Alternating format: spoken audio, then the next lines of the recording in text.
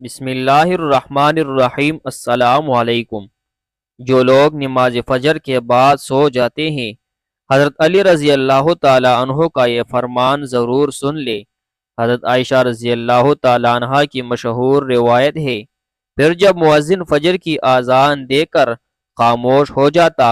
اور فجر طلوع ہو جاتی، یعنی صبح کی روشنی پھیلنے لگتی، تو آپ صلی اللہ علیہ وسلم کھڑے ہوتے اور 2 رکعت ہلکی یعنی فجر کی سنتیں پڑھتے اور اس کے بعد اپنی داہنی کروٹ پر لیٹ جاتے تھے، یہاں تک کہ مؤذن اقامت کہنے کی اجازت حاصل کرنے کے لیے آپ صلی اللہ علیہ وسلم کے پاس آتا تو آپ صلی اللہ علیہ وسلم نماز کے لیے مسجد تشریف لے جاتے۔ حضرت عثمان رضی اللہ تعالیٰ عنہ سے مروی ہے، آپ صلی اللہ علیہ وسلم نے فرمایا، صبح کی نماز کے بعد سورج نکلنے تک ذکر خدا میں لگے رہنا رزق کے حصول میں زیادہ باعث نفع ہے، اس بات سے کہ طلب رزق میں دنیا کے کونے کونے میں پھرتا رہے۔ حدیث کا مرتبہ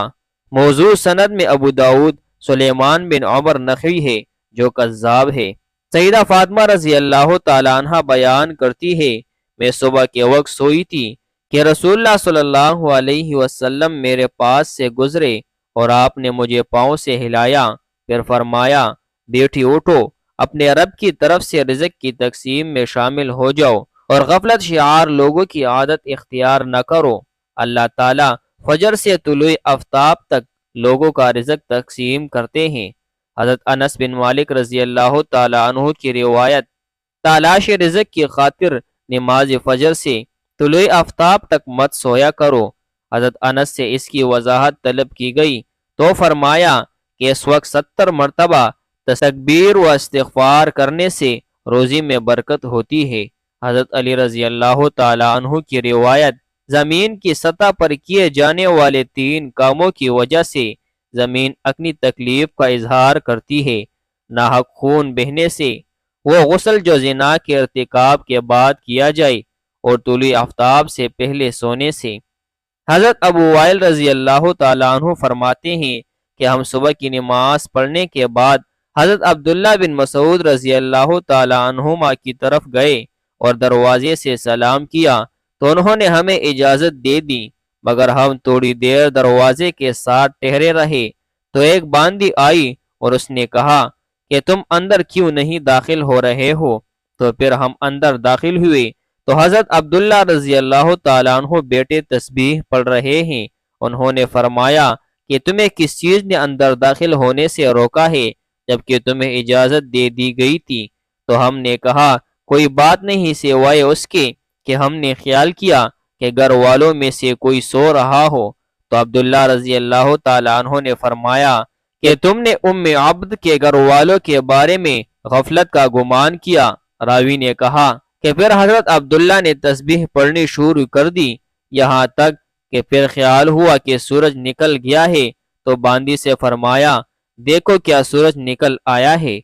متعدد روایات میں ہے کہ اللہ تبارک و تعالی صبح صادق سے لے کر طلوع آفتاب تک مخلوق کے لیے رزق تقسیم کرتے ہیں، یعنی جو لوگ اس پورے وقت میں غافل رہتے ہیں وہ رزق کی برکت سے محروم رہتے ہیں۔ اس حدیث سے یہ بات معلوم ہوئی کہ یہ ممانعت صبح صادق سے لے کر طلوع آفتاب تک پورے درمیانی وقت میں سونے میں ہے، اور اس وقت سونا غفلت شعار لوگوں کا رویہ ہے، اسی طرح سلف کے تعامل کے بھی خلاف ہے۔ نبی صلی اللہ علیہ وسلم اور صحابہ کرام کا طریقہ کار یہ تھا کہ جب وہ فجر کی نماز پڑھ لیتے تو سورج طلوع ہونے تک اپنی نماز کی جگہ ہی بیٹھے رہتے تھے اور ذکر و اذکار میں مشغول رہتے۔ اس وقت میں ذکر خدا میں لگے رہنا رزق کے حصول میں زیادہ باعث نفع ہے۔ آج ہمارے معاشرے میں یہ ٹرینڈ بنا ہوا ہے کہ نوجوان رات کے 2 بجے 3 بجے موبائل، فیس بک، واٹس ایپ ان سب پر لگے رہتے ہیں، پھر ان سے صبح کی نماز بھی قضا اور دوپہر کے 12 بجے یا 1 بجے تک وہ آرام فرما رہے ہوتے ہیں، اور گھر میں ایسا کوئی بھی انسان نہیں ہوتا جو انہیں ایسا کرنے سے باز رکھے۔ آج ہم آپ کو بتائیں گے کہ حضرت علی رضی اللہ تعالیٰ عنہ نے ایسے نوجوان کے بارے میں کیا فرمایا ہے اور کیا کچھ ان کی قسمت میں لکھ دیا جاتا ہے جو ایسے حالات کی لپیٹ میں آ چکے ہیں۔ حضرت عبداللہ بن عباس رضی اللہ تعالیٰ عنہ سے مروی ہے کہ جو بھی انسان صبح سویا پڑا رہتا ہے تو اس عمل کو اسلام نے سخت ناپسند قرار دیا ہے کہ دوپہر کے علاوہ کسی بھی اور وقت میں مت سویا کرو، جسے کیلولہ کہا جاتا ہے۔ وہ دوپہر کے اوقات میں ہی ادا کیا جاتا ہے، اور یہ عمل ہمارے نبی حضرت محمد صلی اللہ علیہ وسلم بھی کیا کرتے تھے۔ کیلولہ وہ نہیں جس میں انسان دوپہر میں پیٹ بھر کر کھانا کھا کر سو جاتے ہیں۔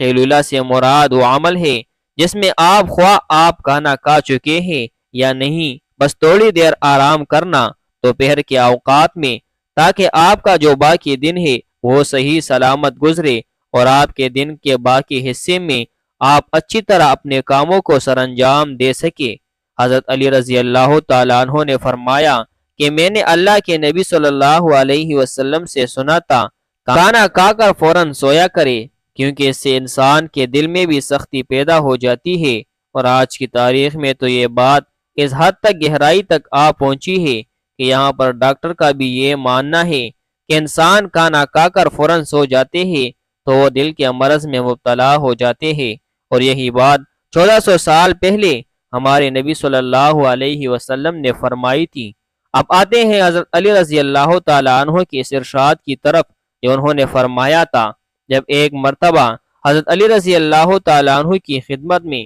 ایک شخص حاضر ہوئے اور فرمانے لگے، یا علی، صبح سویرے جو انسان سویا پڑا رہتا ہے اس کی قسمت میں کیا کچھ لکھا جاتا ہے؟ تو جواب میں حضرت علی رضی اللہ تعالیٰ عنہ فرمانے لگے، اے اللہ کے بندے، میں نے اللہ کے نبی صلی اللہ علیہ وسلم سے سنا کہ جو بھی انسان صبح کے اوقات میں سویا پڑا رہتا ہے اور وہ فجر کی نماز بھی قضا کر بیٹھتا ہے، اور یا پھر وہ فجر کی نماز ادا کر کے سو جاتا ہے، تو جب فرشتے آسمانوں سے ان کی مقدر کا رزق لے کر زمین کی طرف آتے ہیں اور وہ رزق انسانوں میں بانٹنے لگ جاتے ہیں تو وہ انسان سوئے ہوتے ہیں، اسی وجہ سے وہ فرشتے وہ رزق واپس اپنے ساتھ لے کر آسمانوں کی طرف لوٹ جاتے ہیں، اور جب وہ نیند سے فارغ ہو کر اٹھتا ہے، بیدار ہوتا ہے، تب ایسے لوگ رزق کی تنگی کی شکایت کرتے پھرتے ہیں۔ آپ نے دیکھا ہوگا کہ جب اکثر لوگ رزق کی تنگی کی شکایت کرتے ہیں،